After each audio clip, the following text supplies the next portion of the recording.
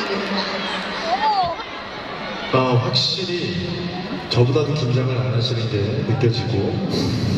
I can feel that you're not nervous. I am more nervous than all of you. 제 팬분들이 저보다 연기를 더 잘하는 것 같다는 생각을. And I can see that my fans are better actresses than I am. 감사합니다. 너무 즐거웠어요. Salamat po. I had very good time.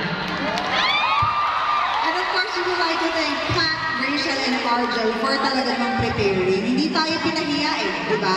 As Filipino fans, talagang bida-bida rin sila, di ba? So once we had fun reenacting and watching the clips, we have some a bit of like shake hands, so we're going to sit down once again.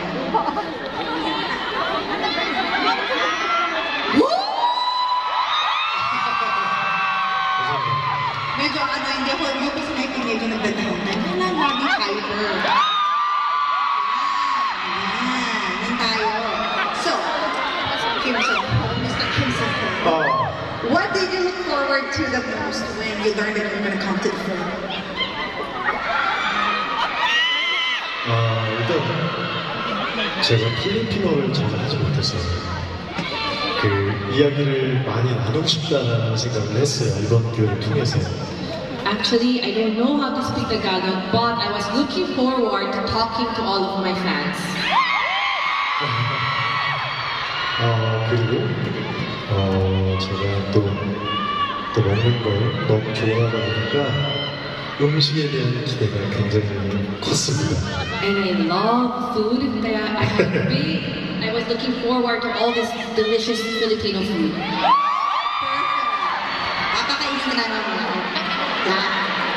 So now, because you don't know how to speak Filipino, we are gonna teach you some words. Thank you. Okay, perfect. Wala naman. Verb. Paano mo learn in Tagalog? Now, our first word is... There you go. Manigong bagong taon.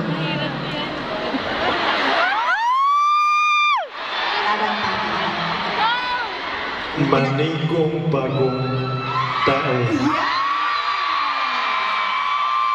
Manigong bagong taon. It means Happy New Year. Happy New Year. Perfect. So perfect ngayon kasi New Year today, di ba? Unang araw ng Lunar New Year, kasama natin siya. Hashtag blessed. Di ba?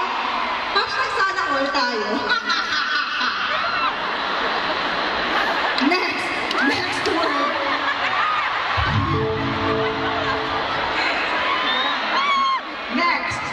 Next word. Masaya ako makita kayo. Ayan. It means I'm happy to see you. Masaya ako makita kayo.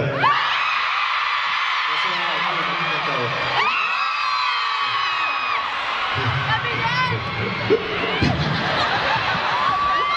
Masaya, di ba? And of course, last word, last phrase is, ito, actually, sige, pakita natin. Parang slang ito.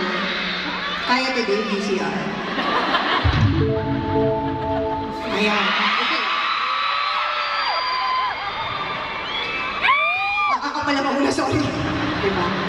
Kasi dalawa siya, so it's two. It's either pusuan kita or pinusuan kita.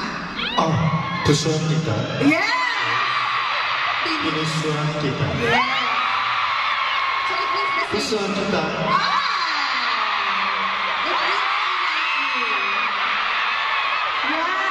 Can you say it one more time?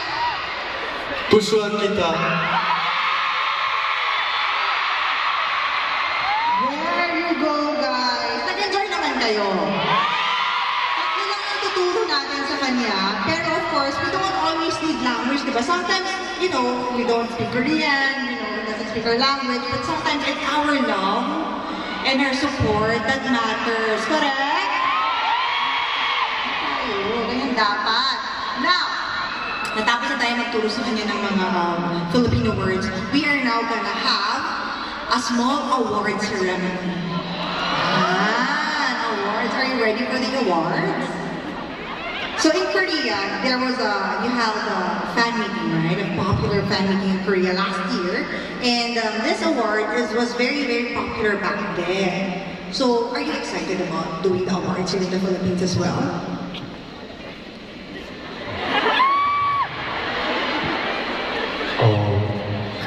이게 한국에서 이 코너가 엄청난 시상식처럼 우리 준비해 주셔가지고 필리핀 팬분들이 즐거우셨으면 좋겠는데.